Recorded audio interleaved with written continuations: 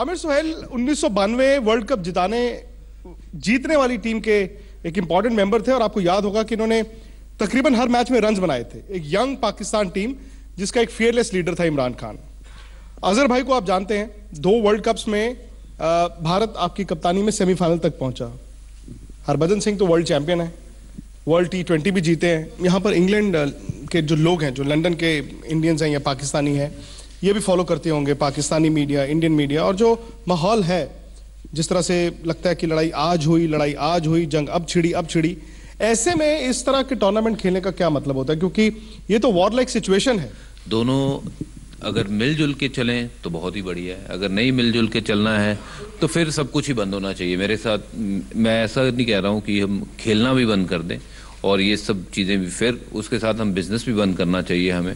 लेकिन यहाँ पे थोड़ा सा मैं सरप्राइज्ड हूँ, जब आप इतना हार्ड स्टांस लेते हैं कि आपने पाकिस्तान के साथ सीरीज नहीं खेलनी, आपने टाइज नहीं रखने, तो फिर आप ये वर्ल्ड कप वाले मैचेस क्यों खेलते हो? उसकी क्या वजह है?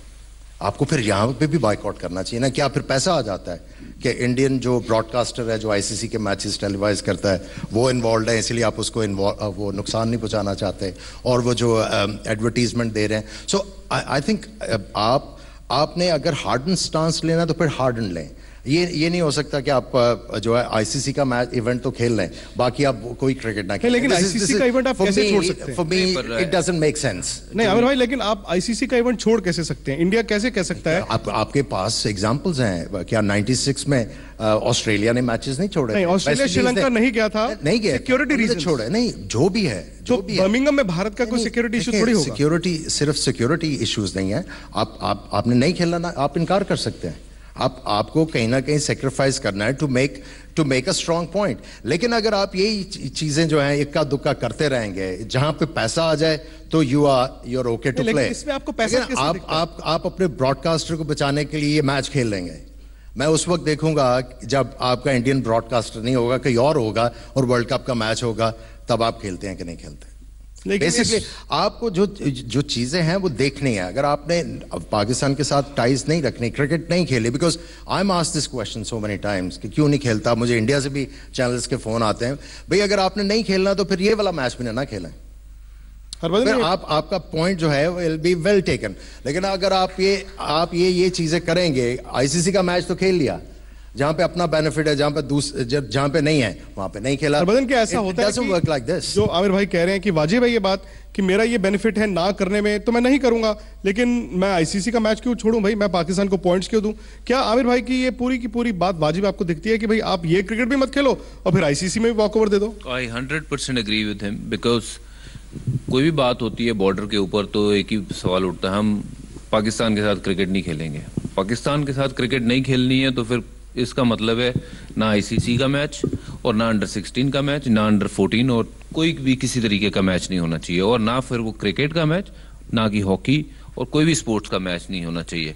अगर हमने रिश्ता नहीं रखना है तो फिर रिश्ता नहीं रखना है, बिल्कुल नहीं रखना है। नहीं, अगर रखना है कि व्यापार भी करना है, बाकी सब चीजें भी करनी है, बट हाँ जब क्रिकेट की बात आती है हम क्रिकेट नहीं खेलेंगे। क्यों नहीं खेलेंगे? फिर अगर खेलना है तो फिर सारे मैच खेलो, नहीं खेलने हैं तो फिर आईसीसी का मैच क्यों खेलें? लेकिन इससे नुकसान नहीं होगा भारत का? नुकसान क्या होगा? अगर भारत का कैसे नुकसान होगा? आप 2 पॉइंट देंगे पाकिस्तान को, आप क्वालिफाई नहीं करेंगे। आप यहाँ तो ये डिसाइड कर लो कि आपके लिए फिर क्या इंपॉर्टेंट है उस टाइम पे, फिर आप इसमें यहाँ फिर आप देश को कहाँ पहले आगे खड़ा कर रहे हो? फिर आपका वो देश कहाँ गया जहाँ जिसके बारे में आप बात करते हैं? ऑस्ट्रेलिया में तो 96 में 2 पॉइंट्स देने के बाद फाइनल में पहुंचा था। नहीं, लेकिन देखिए वो Sri Lanka security, even south Africa में भी जब मुझे लगता है ये संतरे और नींबू का हम तुलना कर रहे हैं। कुछ टीमें जिम्बाब्वे नहीं गई थी। सो जब आपने एक स्टांस लेना तो फिर आपने लेना है। वो बीच वाला रास्ता जो है फिर वो मुश्किल हो जाता है ना। नहीं, मैं तो शुरू से यही कह रहा हूँ, क्योंकि मेरे को भी जब मैं पार्लियामेंट में भी था उसके पहले, अभी भी लोग बात करते हैं, मैं समझता हूँ अगर आपको करना है तो हर चीज़ खोल दें, अगर नहीं करना है तो हर चीज़ बंद कर दें। क्योंकि जहाँ तक ये मेरा पर्सनल हर कभी भी ये मेरा हर बार यही स्टैंड रहेगा। क्योंकि आप खेलेंगे, हाँ ये हम खेलेंगे, हम इधर बिजनेस नहीं करेंगे, उधर बिजनेस नहीं करेंगे। अब आप बॉर्डर पे अगर आप जाएंगे तो आप देखेंगे तो उनके बिजनेस वहाँ से, उनके लॉरी आती इधर के उधर जाती, बिजनेस होता रहता है। बट लेकिन अगर आप ये कह रहे हैं अगर प्रॉब्लम है तो हर तरह से प्रॉब्लम है, एक जगह से प्रॉब्लम नहीं। तो मैं ऑलवेज ये कहता हूँ कि अगर आप देश को आगे रख रहे हैं तो आपको फिर कोई चीज़ में आगे बढ़ावा नहीं होना चाहिए। जहाँ तक कि मैं, मेरा एक सवाल आपसे कि अगर सपोज हम पाकिस्तान से क्रिकेट नहीं खेलते हैं, अगर नहीं खेलते हैं, क्या वो हल है? बॉर्डर पे जो सिचुएशन है उसका वो हल है? क्या ये फाइट इसलिए हो रही है क्योंकि हम पाकिस्तान के साथ क्रिकेट खेल रहे हैं? क्या इसका हल यही है? बिल्कुल हल नहीं है। तो फिर अगर उसका वो हल नहीं है तो फिर पाकिस्तान के साथ क्रिकेट क्यों नहीं? और अगर नहीं है क्रिकेट तो फिर किसी भी तरीके की क्रिकेट नहीं होनी चाहिए, चाहे वो आईसीसी का टूर्नामेंट हो या ना हो कोई भी टूर्नामेंट। क्रिकेट के कारण कोई लड़ाई नहीं है, लड़ाई किसी और मुद्दों के ऊपर है। अगर वो लड़ाई करनी है तो I am with my country people, कि जो आपने स्टैंड लिया, I am with you guys. If you'll say we should not play cricket, will not play cricket. आपको लगता है आईसीसी भी जानबूझकर भारत पाकिस्तान को, अब कोई भी आईसीसी टूर्नामेंट देखें उसमें पहले मैच में भिड़ा देता है? देखिए यही मैं कह रहा हूं ना, यही कह रहा हूं कि अगर आप ये करते हैं तो ब्रॉडकास्टर को भी फायदा होता है, स्पॉन्सरशिप आती है और काफी चीजें जो हैं वो एक्टिविटीज क्रिएट होती हैं। लेकिन मेरा क्वेश्चन ये है कि जब पाकिस्तान में डेमोक्रेटिक गवर्नमेंट आती है तो इंडिया और पाकिस्तान की टाइज खत्म हो जाती हैं, लड़ाइयां शुरू हो जाती हैं, इश्यूज आ जाते हैं। जब वहां पे डिक्टेटर आता है तो बिल्कुल सुलह सफाई, इधर के टूर उधर हो रहे हैं, इधर के उधर जा रहे हैं। You know I am talking about 1977 जब डिक्टेटर था पाकिस्तान में, जनरल ज़ियाउल हक, he was in charge of the country. उस वक्त आपकी टाइज शुरू हो गई, पाकिस्तान ने इंडिया जाना शुरू कर दिया, फिर बीच में गैप आ गया। उसके बाद फिर जब परवेज मुशर्रफ आए तो फिर फ्रीक्वेंटली टूर होने शुरू हो गए। Where is the confusion? देखिए, if India claims to be the biggest democracy in the world, तो why they are not respecting the democracies in Pakistan? It's a big question, you know, we have to find the answer. उसके बाद फिर आगे नहीं, ऐसा तो नहीं कि आपकी गवर्नमेंट हैंडल करना ज्यादा मुश्किल है बनस्पत आपकी आर्मी को हैंडल करना? Are you talking about handling of the army?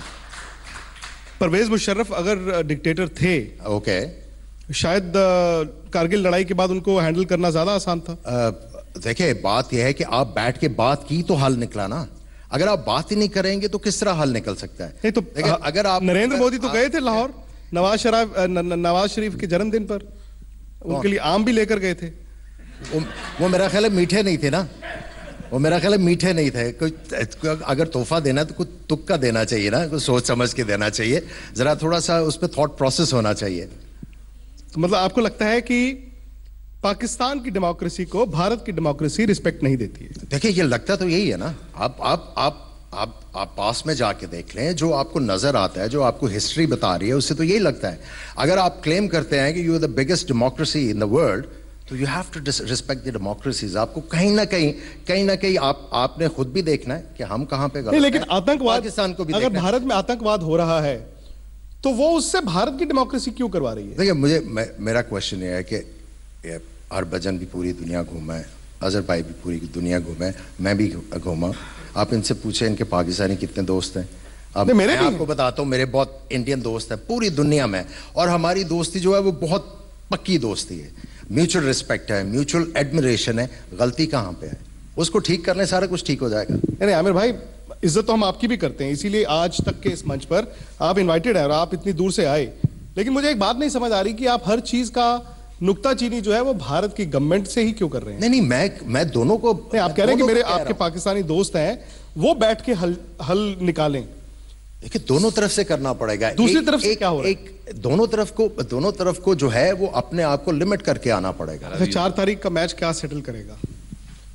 कुछ नहीं, वो ग्राउंड का जो स्कोर है वही सेटल करेगा। उसके अलावा जो वो रिलेशन इंडिया पाकिस्तान के वो सेटल नहीं करेगा। आप देखोगे, अगर इंडिया जीतेगा तो पाकिस्तानी वहाँ किसी ना किसी इंडियन की पिटाई करेंगे, और अगर जो पाकिस्तान जीत गया तो कोई ना कोई इंडियन वहाँ पे पाकिस्तान के साथ भिड़ा होगा, ये जरूर होगा। बट बॉर्डर पे उसका कोई हल नहीं निकलेगा, ये मैं आपको बता दे रहा हूँ। और हर मैच में, जहाँ जितने मैचों में मैं पार्ट रहा हूँ, आपने तो बहुत मैच खेले होंगे इंडिया पाकिस्तान, मैंने हमेशा देखा आमिर भाई, लड़ाई होती है ग्राउंड में, जो पब्लिक है वो लड़ती ही है।